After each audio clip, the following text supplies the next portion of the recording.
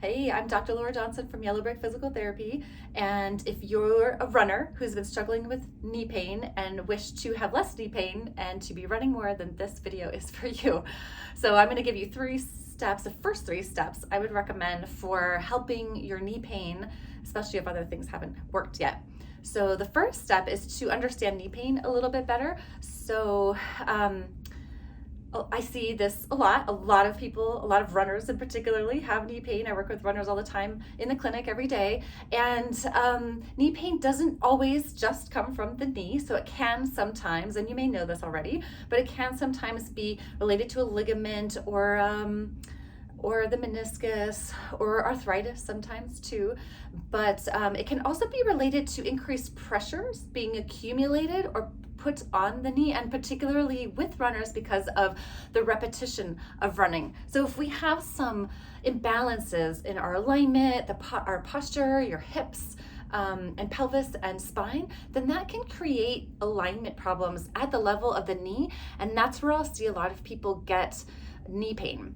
And so that's one possibility. It can be coming from the knee, or it can be coming from somewhere else, usually higher up the chain, particularly because of that repetition of running.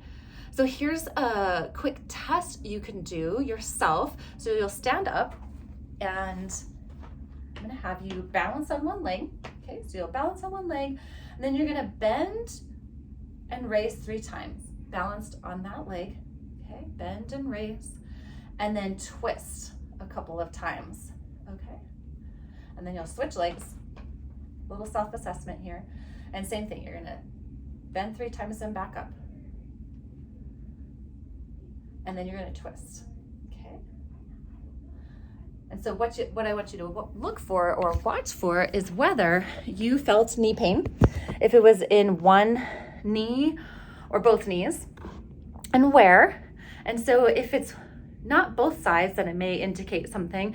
And then if you don't reproduce those symptoms, as in if you don't feel the pain in your knee, or especially the knee you've been feeling pain in, then that's a really good indication that it may not be coming from the knee itself or from some sort of, I may say, tissue damage. So a lot of people's concern, especially runners, we want to keep running for sure. I'm a runner myself, of course, is whether there's some damage or that we're doing more damage to the knee, okay?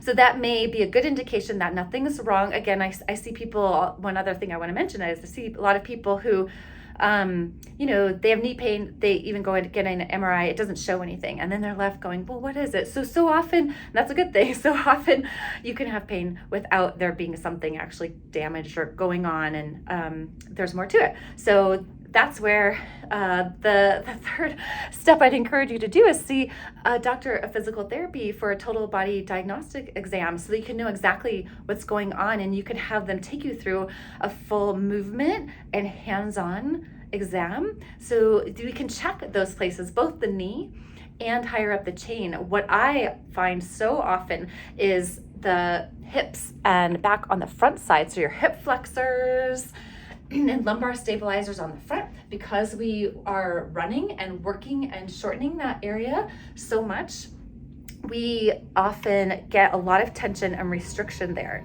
So I'll show you that a little bit better so you get to be. So we're always working these areas.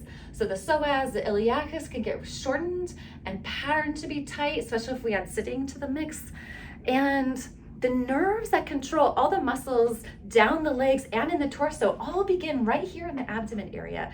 And this nerve piece gets missed and overlooked a lot, which is part of why I became a nerve focus specialist PT, because we want to address that piece so that everything can function better. When the nerves are functioning better, the muscles can be functioning and open, working better fully, and rather than contracted, okay?